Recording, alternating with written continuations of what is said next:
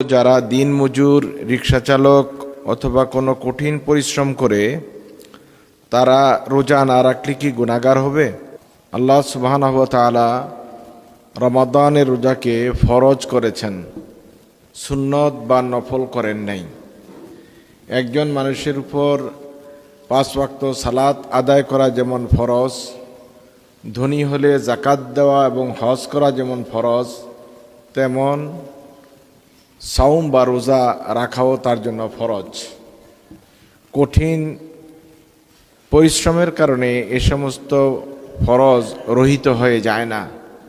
সুতরাং যিনি কঠিন পরিশ্রম করেন, দিনমজুর, রিক্সা চালক বা অন্য কোনো পরিশ্রমের কাজ করেন, কারখানায় বড় বড় মাল টানতে হয়, তাদের জন্যে রোজা থেকে রুখসত পাওয়ার, মাপ পাওয়ার কোনো সুযোগ নাই।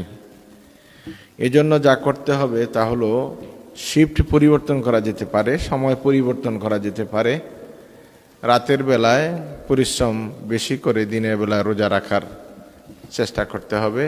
বিকল্প কোনো ব্যবস্থা বা ওয়ে তৈরি করতে হবে। কোনোভাবেই রমাদানের ফরজ রোজা ছেড়ে দেওয়ার কোনো সুযোগ নেই। আল্লাহ সুবহানাহু ওয়া তাআলা একই সমভাবে সবার উপরে এটাকে ফরজ করেছেন। ব্যক্তি বিশেষ বা শ্রেণী বিশেষের জন্য কোনো ছাড় দেন নাই। শুধুমাত্র ওই সমস্ত মহিলা যারা ঋতুবতী অথবা যে মুসাফির অথবা রুগী, এই 3 শ্রেণীর মানুষের জন্য আল্লাহ সুবহানাহু ওয়া তাআলা এটি কাজার সুযোগ করে দিয়েছেন। বাকি কারোর জন্যই কোনো রকমের ছাড় নেই। সুতরাং রমাদানের এই ফরজ রোজা অবশ্যই আদায় করতে হবে। এটি যতই ক্লান্তকর আর কষ্টকর হোক না কেন, প্রয়োজনে নিজের এই অবস্থা থেকে উত্তরণের জন্য বিকল্প ব্যবস্থা বা চিন্তা বের করে নিতে হবে।